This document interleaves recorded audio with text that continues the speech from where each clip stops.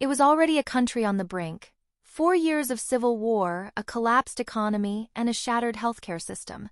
But last Friday, Myanmar was dealt yet another devastating blow. A massive 7.7 magnitude earthquake. What happens when a natural disaster hits a nation already ravaged by conflict? The answer is playing out in real time, and it's nothing short of catastrophic. Welcome to 2230, your source for deep, compelling news that goes beyond the headlines. If you're finding value in our coverage, give this video a like, hit that subscribe button, and share it with someone who needs to understand what's happening in our region. The earthquake struck central Myanmar, killing more than 1,600 people and destroying thousands of homes. But what makes this disaster even more devastating is the timing. It hit a nation whose infrastructure has been crippled since the military coup of 2021. Over 4 years of civil conflict have already displaced 3.5 million people and brought the country's economy and public services to their knees. Before the quake, the United Nations reported that nearly 20 million people in Myanmar were already in need of humanitarian aid.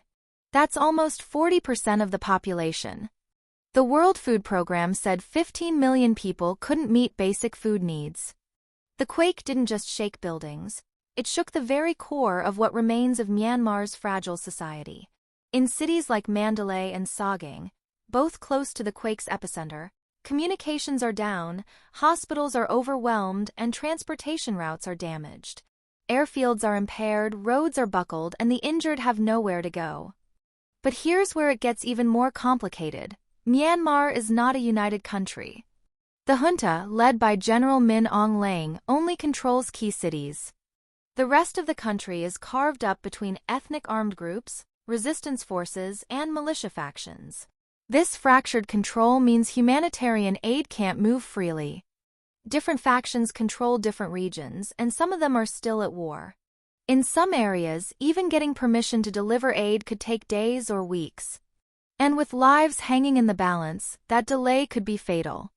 In a surprising move, the junta issued a rare appeal for foreign aid, something unheard of under previous military rule. This signals just how desperate the situation has become. Yet, international efforts are running into problems.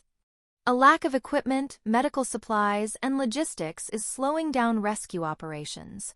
And with existing U.S. foreign aid cuts and donor fatigue around the world, Myanmar may not get the global help it needs fast enough. Healthcare in Myanmar has already been decimated. Many doctors joined the civil disobedience movement and left public hospitals.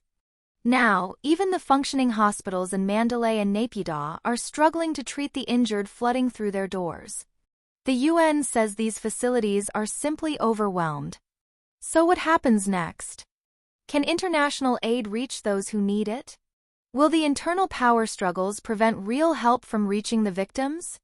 And how can a country already so fractured begin to rebuild?